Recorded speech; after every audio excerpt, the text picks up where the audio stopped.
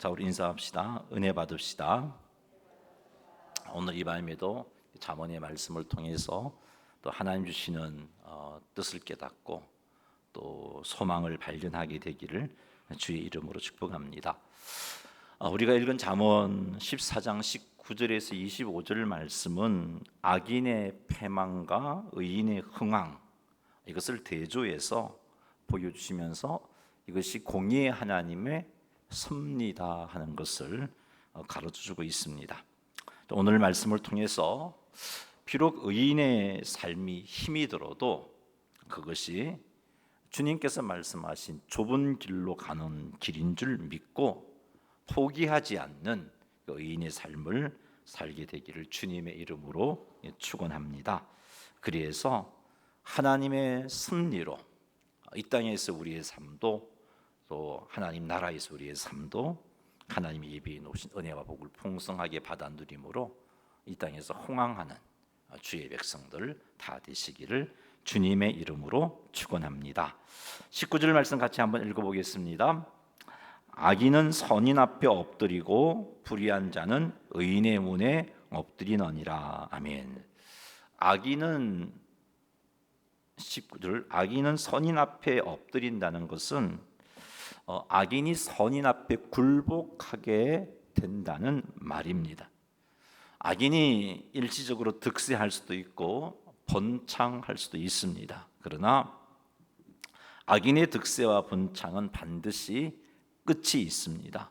종국에 가서는 의인이 승리하게 되어 있습니다. 불의한 자는 의인의 문에 엎드리게 된다는 것은 불의한 자가 의인의 영향력과 권위를 결국은 인정하게 되고 의인에게 복종하거나 은혜를 구하게 된다는 것이죠. 결국은 이렇게 의인이 승리자가 되어진다는 겁니다. 이런 일들이 일어나는 이유는 공의로우신 하나님께서 세상을 공의롭게 그리고 또 공의롭게 심판하시기 때문입니다. 세상을 공의롭게 인도하시고 영위하시고 또 공의롭게 심판하시기 때문에 이런 일이 일어나는 겁니다. 물론 우리 주변에서 의인이 고통을 당하고 악인이 형통하게 되는 것을 보게 됩니다. 뿐만 아니라 악인이 참 저렇게 악하게 살고 있음에도 불구하고 문제없이 잘 살고 편안하게 죽는 것도 볼 수 있습니다. 이게 참 성경의 의인들의 고민이기도 했지요. 하나님 왜 이렇습니까? 그런 고민을 하기도 했고 욥도 이런 탄식을 하기도 했습니다. 하지만 우리 인생은 이것이 다가 아니잖아요. 이 땅에서의 삶이 다가 아닙니다. 사람이 죽으면 공의의 하나님의 심판대 앞에 서게 되고 악인은 그가 행한 악으로 인해서 하나님의 심판을 받아 멸망에 이르게 됩니다. 그리고 의인은 하나님께서 영광 가운데 높여주십니다. 그런데 하나님의 공의로움은 이렇게 죽어야만 나타나는가? 우리가 천국 갔어야 하나님의 공의로움이 나타나는가? 그런 건 아닙니다. 우리가 살고 있는 이곳에서도 하나님의 공의로움은 나타납니다. 그래서 악인이 선인 앞에 굴복하게 하시고 불의한 자가 의인의 문에 엎드리게 하시는 겁니다. 의인들이 불의한 자들 앞에 높아지는 그런 일들을 하나님께서 허락하십니다. 다윗은 이 땅에서 살 때에 공의로운 하나님께서 악인들로부터 자신을 보호하시고 높여주시는 은혜를 체험했습니다. 그래서 다윗은 시편 23편 5절에서 이렇게 하나님께 찬양을 했어요. 한번 읽어보죠. 주께서 내 원수의 목전에서 내게 상을 차려주시고 기름을 내 머리에 부으셨으니 내 잔이 넘치나이다. 아멘. 다윗이 늘 대적들에게 쫓김을 당했죠. 대표적인 게 이제 사울 왕의 쫓김을 당했습니다. 이스라엘의 통일 왕국의 왕 사울이 일개 아무것도 아닌 그 다윗을 죽이고자 하니까 얼마나 힘든 삶이었겠어요. 늘 쫓기는 삶을 살았습니다.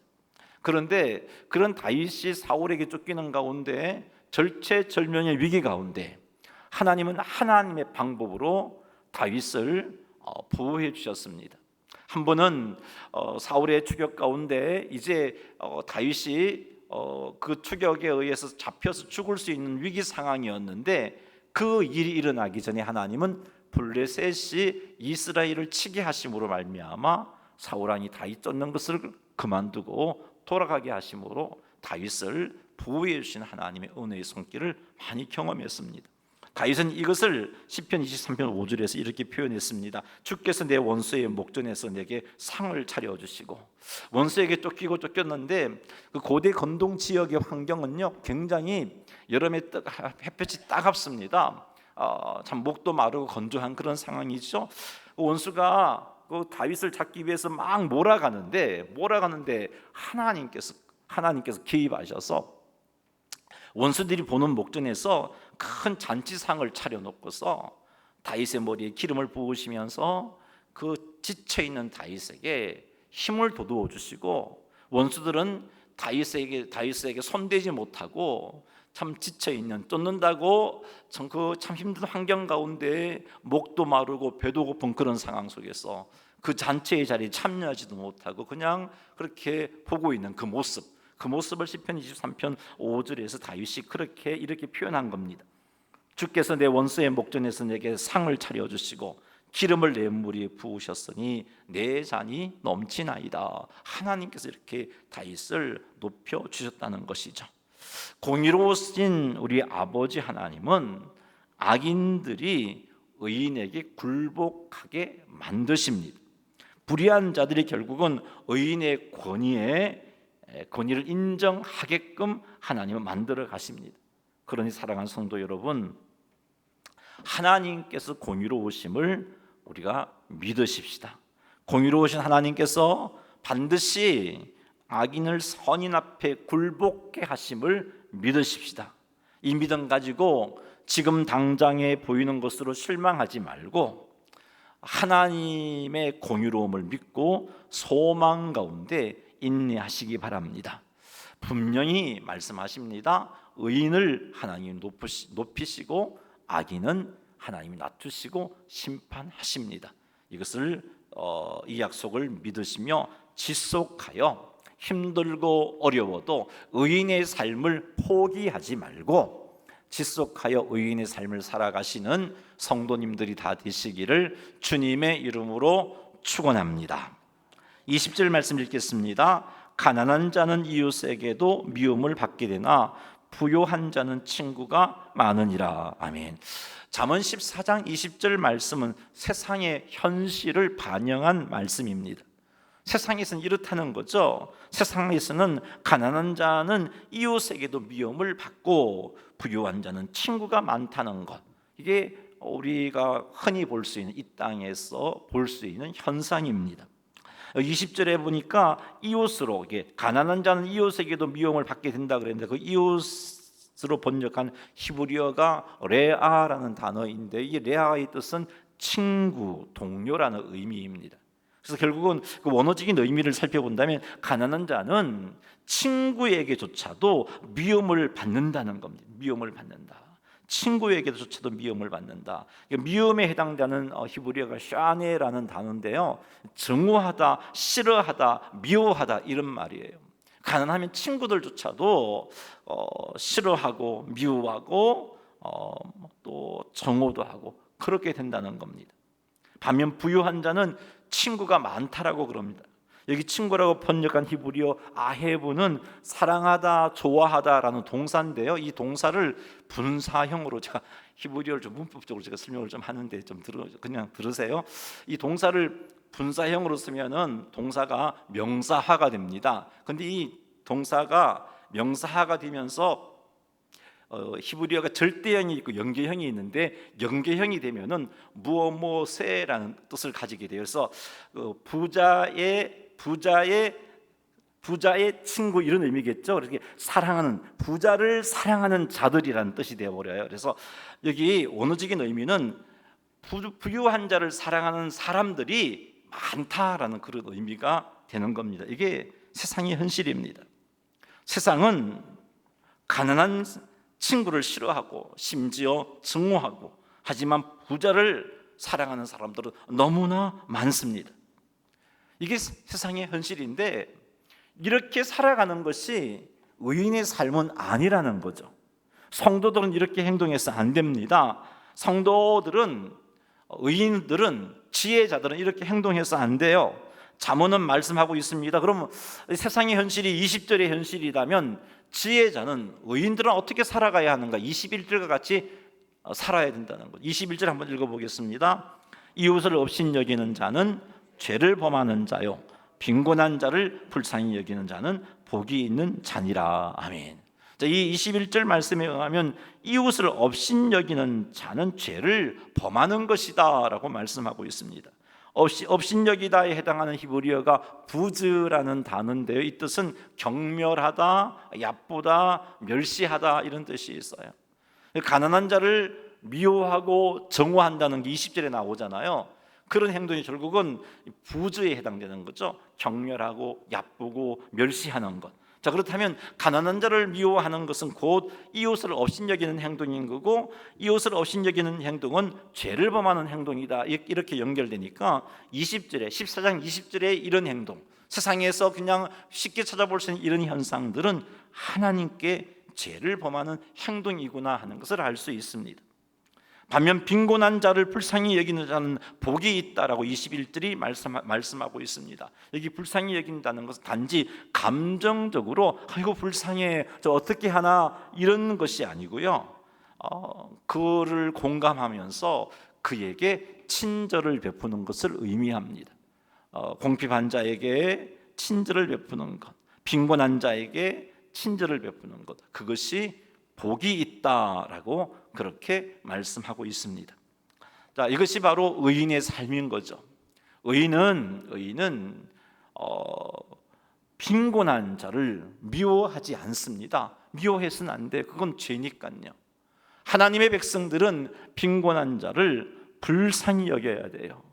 그에게 그의 아픔을 공감하면서 그에게 친절을 베풀어야 돼요. 그런 삶을 사는 자가 선한 의인의 삶을 사는 것이고, 이와 같이 의인의 삶을 사는 자에게 하나님이 복을 주시는 거예요. 그래서 복이 있다라고 그렇게 말씀하고 계시는 겁니다. 성도들은 가난한 자들을 미워해서도 안 되고 싫어해서도 안 됩니다.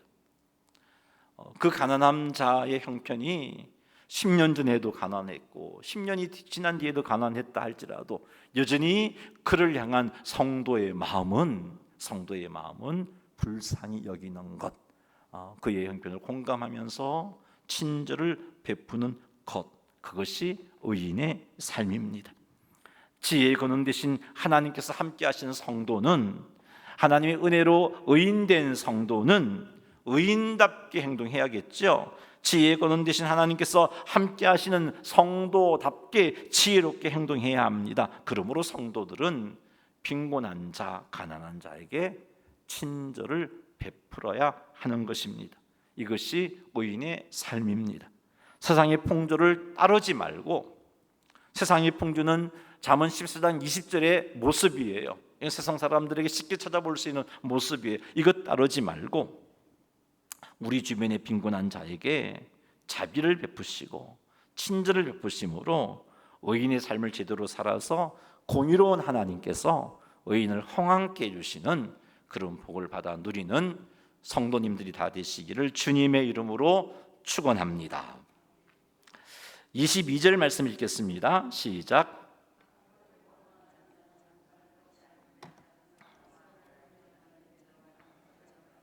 아멘. 악을 도모하는 자는 잘못 가는 것이 아니냐, 수사 의문문이죠. 그 말은 잘못 가는 것을 굉장히 강조한 표현입니다. 악을 도모하는 것은 정말 잘못 가고 있는 거다. 잘못 가고 있는 거다. 이 잘못 가다의 원어적인 의미는 방황하다, 비틀거리다 그런 뜻이에요. 그래서 악을 도모하고 열심히 악을 도모해도 그가 가는 길은 방황하는 길이고 비틀거리는 길, 방황하는 길, 비틀거리는 길은 실패의 길이라는 겁니다. 아무리 악을 도모하고, 왜 악을 도모하겠습니까? 자신의 이익을 위해서 악을 도모하겠지요. 열심히 악을 도모해봤자 결국은 그가 가는 도착지는 실패라는 겁니다. 악은 악을 도모하는 자는 반드시 실패하는 겁니다. 그것을 강조한 표현이 악을 도모하는 자는 잘못 가는 것이 아니냐, 그 말입니다. 악을 도모하는 자는 하나님의 도우심은커녕 하나님의 진노와 심판을 받게 되어서 반드시 실패합니다. 악을 도모하는 사람의 특징은 이렇습니다. 거짓말을 합니다. 남을 속입니다. 불의를 행합니다. 하나님의 뜻과 법을 어깁니다. 자기의 이익만 추구합니다. 남의 명예를 탐냅니다. 남의 재물을 탐냅니다. 이런 것이 악을 도모하는 사람들에게 나타나는 특징인 거예요. 이와 같은 악을 도모하는 사람들을 하나님은, 공의로우신 하나님은 반드시 심판하십니다. 그래서 악을 도모하는 자의 길이 잘못 가는 것이 아니냐라고 잠언은 말씀하고 있는 거죠. 아무리 노력해도 방황하고 실패하는 인생길이 되고 만다는 겁니다.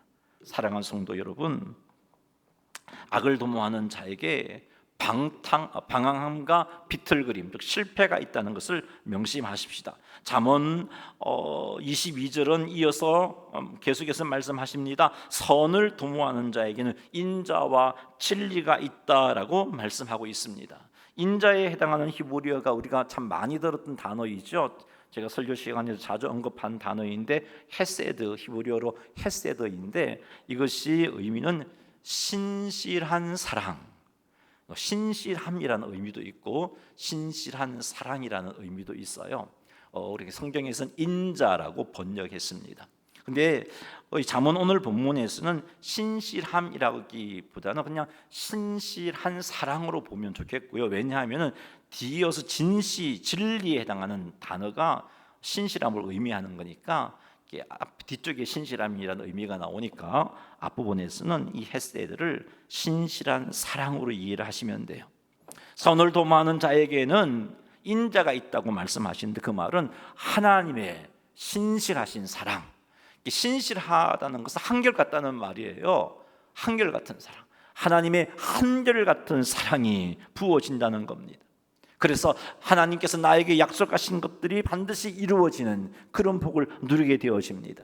누구에게 이런 은혜가 임하죠? 누구에게 이런 헤세드가 임하죠? 누구에게 이런 헤세드가 임해요? 선을 도모하는 자에게. 그리고 또 선을 도모하는 자에게 진리가 임한다, 진리가 있다라고 말씀하고 있어요. 진리에 해당하는 히브리어가 에메트라는 단어인데 이 단어가 신실함, 확고함이라는 뜻이에요. 이 진리가 주어진다는 것은 하나님이 그를 인도하시고 그를 보호하시고 그를 구원하심이 확고하고 신실하다라는 의미입니다. 확고하고 신실하다.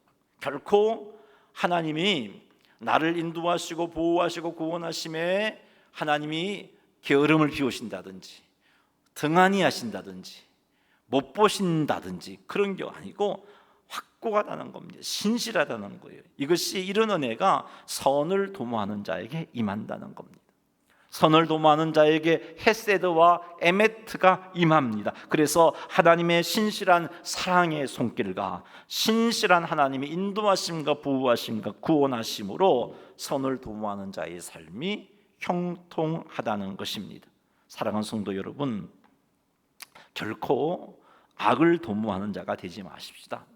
악을 도모하는 자는 눈앞의 이익을 추구합니다. 그래서 때때로 하나님의 말씀도 뜻도 거역하고, 하지만 이런 삶의 결국은 실패라고 말씀하고 있어요. 선을 도모하는 자가 되시기 바랍니다. 선을 도모하는 자에게는 신실한 하나님의 사랑과 그리고 인도하시고 보호하시고 구원해 주시는 신실함이 주어집니다. 그래서 하나님의 이 헤세드와 에메트 때문에 선을 도모하는 사람은 형통한 삶을 사는 거죠. 자, 그렇다면 선을 도모하는 것이 어떤 것일까? 선을 도모하는 것은 선을 행하려고 애쓰는 거잖아요. 그럼 선을 행하는 게 어떤 것일까? 하나님의 말씀대로 살아가는 것, 그리고 하나님을 의지하는 것, 그것을 의미합니다. 철저하게 하나님을 의지하며 사는 것, 살고자 노력하는 것이 선을 도모하는 것이고, 내게 주신 말씀에 순종하고자 노력하는 것이 선을 도모하는 겁니다. 여러분들이 예배를 드릴 때마다 하나님께서 여러분에게 주신 말씀들이 있을 겁니다. 그 말씀대로 살고자 애쓰는 것이 선을 도모하는 거예요. 여러분들이 개인적으로 경건 시간을 가질 때 그 말씀 속에서 하나님으로부터 받은 말씀이 있을 겁니다. 그 말씀대로 살고자 애쓰는 것, 그것이 선을 도모하는 겁니다. 그런 자에게 하나님께서는 헤세드와 에메트를 주십니다. 신실하신 사랑을 부어주시고 신실함으로 우리를 인도하시고 보호해 주시고 지켜주십니다. 우리 모두 선을 도모하는 자가 되셔서 하나님의 인자와 진리를 공급받으시는 성도님들이 다 되시기를 주님의 이름으로 축원합니다. 23절 말씀 읽겠습니다. 모든 수고에는 이익이 있어도 입술의 말은 궁핍을 이룰 뿐이니라. 아멘. 자, 23절 말씀은요, 모든 수고를 아끼지 않는 의인은 이익을 얻지만 실천 없이 말만 떠들어대는 악인은 궁핍에 이른다. 그런 뜻이 23절의 의미입니다. 자, 모든 수고에는 이익이 있다는 거예요. 이 말은 모든 수고를 아끼지 않는 의인에게는 이익을 주신다는 겁니다. 모든 수고를 아끼지 않은 의인은 근면하고 성실합니다. 하나님 주신 일과 책임에 충성을 합니다. 남을 섬기고 돕습니다. 하나님 말씀대로 순종하며 살아갑니다. 하나님의 영광을 위하여 노력합니다. 이런 자에게 하나님께서 이익을 주신다는 거죠. 하나님께서 주시는 이익은 물질적인 부와 풍요만 의미하는 것이 아니라 영적인 성장과 기쁨과 샬롬, 정말 세상이 줄 수 없는 그 평강, 그런 평강과 희망을 주시는 것을 의미합니다. 입술의 말은 궁핍을 이룰 뿐이다라고 말하고 있는데, 여기에 입술의 말은 앞에서도 말씀드렸지만 말만 행하고 행동으로 옮기지 않는 악인을 의미합니다. 말만 하고 행하지 않는 자에게는 궁핍이 찾아온다라고 잠언이 우리에게 말씀하고 있습니다. 말만 하고 행하지 않는 자는 게으르고 나태하게 살아갑니다. 하나님께 주신 일과 사명에 소홀하게 행동합니다. 말만 하고 하나님의 영광과 하나님의 나라를 위해서 아무것도 하지 않습니다. 이런 자에게는 궁핍이 찾아옵니다. 즉 물질적인 가난과 뿐만 아니라 영적인 쇠퇴, 슬픔, 불안, 절망, 어리석음과 어려움들이 그에게 찾아오는 것입니다. 사랑하는 성도 여러분, 그러니 우리는 이 잠언 14장 23절처럼 모든 일에 수고를 아끼지 않는 의인의 삶을 살아가야 되겠습니다. 하나님께서 내게 맡겨주신 일에 열심을 내고 책임을 다하는, 남을 섬기고 남을 돕고 하나님의 영광을 위하여 살아가고 내게 주신 말씀에 순종하는 그런 삶을 살아가야 하겠습니다. 이렇게 사셔서 하나님께서 우리에게 주신 이익을 누림으로 풍성한 삶을 살아가시는 성도님들이 다 되시기를 주님의 이름으로 축원합니다. 24절 읽겠습니다. 지혜로운 자의 재물은 그의 면류관이요 미련한 자의 소유는 다만 미련한 것이니라. 아멘. 여기 지혜로운 자는 의인을 의미하고요, 여기 미련한 자는 악인을 의미합니다. 자, 지혜로운 자의 재물은 그의 면류관이다라고 말하고 있습니다. 재물이 그의 면류관이라는 거죠. 이게 무슨 말이냐? 자, 지혜로운 자는 그가 가지고 있는 재물이 하나님에게서 온 것인 줄 압니다. 그래서 이 재물을 내 것으로 여기지 않고 하나님의 것이기에 선한 청지기로서 하나님의 뜻을 쫓아서 그 재물을 사용합니다. 하나님께서 기뻐하시는 방향으로 재물을 사용합니다. 그러니 그 재물 사용을 통해서 하나님의 뜻이 이루어지고 하나님의 영광이 드러납니다. 내게 있는 것이 내 것이 아니라 하나님의 것인 줄 알고 하나님의 청지기로서 하나님의 것을 잘 관리하니까 그것을 통해서 하나님이 칭찬하게 되는 것이고, 또 하나님께 칭찬받고 상 받는 것을 가리켜서 지혜로운 자의 재물은 그의 면류관이다라고 그렇게 잠언이 말씀하고 있는 겁니다.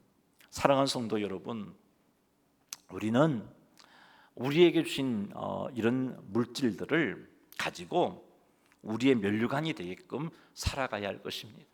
그 물질로 죄를 짓게 되고 그 물질로 하나님의 뜻을 외면하고 나의 이익과 나의 즐거움을 추구하고 산다면 잠언 14장 24절 하반절에 나와 있는 말씀, 미련한 자의 소유는 다만 미련한 것이니라, 이 말씀에 해당되고 많은 겁니다. 자, 미련한 자는 어떻게 물질을 사용하는가? 그가 가지고 있는 재물을 자기 것이라고 생각합니다. 그리고 그 재물에 대한 욕심 때문에 하나님의 뜻대로 그 재물을 사용하지 못합니다. 그러다 보니까 재물을 낭비하게 되고 그 재물로 하나님의 뜻을 거역하게 되고 그렇게 죄를 짓습니다. 그래서 그가 가지고 있는 재물로 인하여서 하나님의 심판을 샀게 되고 진노를 샀게 되고 책망을 듣게 됩니다. 결국은 심판에 이르게 되겠죠. 그래서 미련한 자는 자신의 재물로 인하여서 책망 듣고 심판이 이르게 되니까 그것이 오히려 미련한 것이다 라고 말씀하고 있는 겁니다. 사랑하는 성도 여러분, 재물이 많고 적음과 상관없이 우리에게 있는 재물, 그것이 하나님께서 나에게 맡겨주신 것임을 꼭 명심하십시다. 그리고 우리는 하나님의 선한 청지기가 되어서 그것을 가지고 주의 뜻대로 잘 사용하셔서 하나님께 영광이 되고 나아가 하나님께 칭찬 듣는 자가 되어서 우리 하나님께서 풍성한 은혜와 복을 부어주심으로 풍성한 복과 은혜를 누리는 성도님들이 다 되시기를 주님의 이름으로 축원합니다. 자, 마지막 25절 말씀 살피고 말씀을 맺겠습니다. 25절 읽겠습니다. 진실한 증인은 사람의 생명을 구원하여도 거짓말을 맺는 사람은 속이느니라. 아멘. 자, 진실한 증인은 사람의 생명을 구원한다라고 25절이 말씀하고 있습니다. 진실한 증인은 무고와 모함으로 위험 중에 있는 자들에게 진실을 말함으로 그런 위험으로부터 사람을 구원해내는 일을 합니다. 하지만 거짓을 뱉는 사람은 사람을 속인다라고 말하고 있습니다. 자신의 이익을 위해서 거짓을 뱉는 사람은 사람을 속이고 또 무고한 사람이 해를 당하는 일들이 생기는 겁니다. 그래서 이 잠언은 우리들에게 진실한 정인의 삶을 살기를 요구하고 있는 겁니다. 하지만 진실한 정인의 삶을 사는 게 쉬운 일이 아니죠. 이 진실한 정인의 삶을 살려면 귀찮아질 수도 있어요. 이 일로 다른 사람이 나를 미워할 수도 있어요. 이 일로 내가 어려움을 겪을 수도 있어요. 하지만 진실한 정인의 삶을 살면 무고한 사람을 살리는 그런 결과를 얻을 수 있습니다. 그러므로 진실한 정인의 삶을 사는 것이 어려움을 당하게 된다 할지라도 성도는 의인이니까, 그리스도 안에서 의인이니까 의인된 성도는 진실한 정인의 삶을 살아가야 돼요. 내 말 한마디로 억울한 사람의 억울함을 풀어줄 수 있다면 비록 그 말에 정인된 자리에 있으므로 그것 때문에 다른 사람들로부터 미움을 당하게 된다 할지라도 성도는, 의인된 사람은 진실된 증인이 되어야 돼요. 그 일로 인해서 귀찮아지고 그 일로 인하여 어려움을 겪을 수도 있고 그 일로 인하여 사람들로부터 미움을 당하게 된다 할지라도 하나님의 거룩한 자녀로서 우리는 진실한 증인의 삶을 살아가야 하는 겁니다. 우리는 지극히 거룩한 하나님 자녀이기 때문입니다. 우리 아버지 하나님은 공의로우신 분이시기 때문입니다. 우리 하나님께서는 우리들이 자신의 이익을 위해서, 내가 귀찮은 일 당하지 않기 위해서, 손해보지 않기 위해서 진리를 알고 있음에도 불구하고 모른다면서 하는 건 거짓을 말하는 거죠. 기뻐하지 않습니다. 하나님 기뻐하시지 않는 거예요. 하나님께서 우리들에게 위정하지 말라고 하셨어요. 출애굽기 23장 1절 말씀 읽어보겠습니다. 너는 거짓된 풍수를 퍼뜨리지 말며 악인과 연합하여 위정하는 정인이 되지 말며 무고한 자의 무고를 알고 정언해 줄 수 있지만 귀찮아지는 거 싫어서 모른다고 하는 것도 위정하는 거예요. 이런 것 하지 말라고 하셨어요. 잠언 19장 5절 말씀 읽어보겠습니다. 거짓 정인은 벌을 면하지 못할 것이요 거짓말하는 자도 피하지 못하리라. 거짓 정인은 벌을 면하지 못한다 그랬어요. 그 순간 사람들에게 싫은 소리 듣지 않을 수는 있겠지만 하나님이 보고 계시잖아요. 공의로운 하나님이 다 알고 계시잖아요. 그러니 사랑하는 성도 여러분, 진실한 증인이 되시기 바랍니다. 비록 귀찮아져도 심지어 어려워질 수 있어도 하나님을 믿고요. 하나님은 공의로우신 분이잖아요. 그래서 악인이 결국은 의인 앞에 굴복시키시는 분이잖아요. 결국은 하나님이 악인 앞에 의인을 높여주시는 분이잖아요. 그러니까 그 하나님을 신뢰하고서 비록 귀찮아져도 심지어 어려워져도 어려움을 겪고 있는 자들, 억울함을 당하고 있는 자들, 내가 알고 있는 진리를 말함으로 그들이 어려움에서 벗어날 수 있다면 손해를 보더라도 내가 알고 있는 진리를 말해줌으로써 그에게 구원을 베푸는, 그 생명을 살리는 삶을 살아가야 되는 겁니다. 이것이 성도의 삶이고, 이런 삶을 살 때 하나님께서 책임져 주십니다. 말씀을 맺습니다. 오늘 말씀은 의인과 악인의 삶을 대조하고 있습니다. 악인의 삶은 결국은 망하지만 의인의 삶은 흥왕합니다. 하나님께서 공의로우신 분이기 때문에 하나님의 섭리 가운데 우리가 흥왕하게 되어 있습니다.